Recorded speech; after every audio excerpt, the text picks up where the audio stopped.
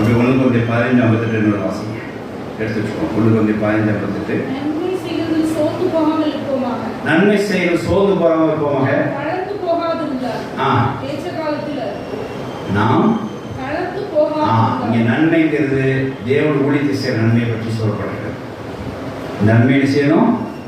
இந்த ஊழியத்தை என்ன செய்யணும்? சோர்ந்து போகாமல் செய்யணும். ஏற்ற காலத்திலே கர்த்தர் என்ன செய்வா? அந்த கை பேசுறதை அறுவடை பண்ணி கொடுப்பா. கர்த்தர் ஆசைப்பார். மறுபடியும் வாசிங்க. நன்மை செய்வது சோர்ந்து போகாமல் இருப்பீங்க இருப்போமாக. நாம் கலந்து போகாமல் இருந்தால் ஏற்ற காலத்தில் அறுப்போம்.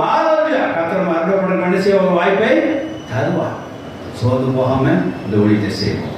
சோர்ந்து போகாமல் இந்த ஊழியத்தை விளைச்சிட்டு வருவோம். சோர்ந்து போகாமல் இந்த ஊழியத்தை தண்ணி ஊற்றுவோம்.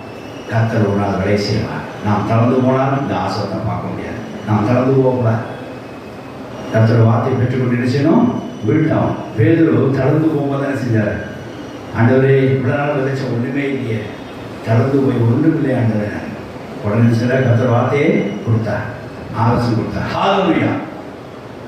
கர்த்தர் ஊழியத்தை பற்றி நம்ம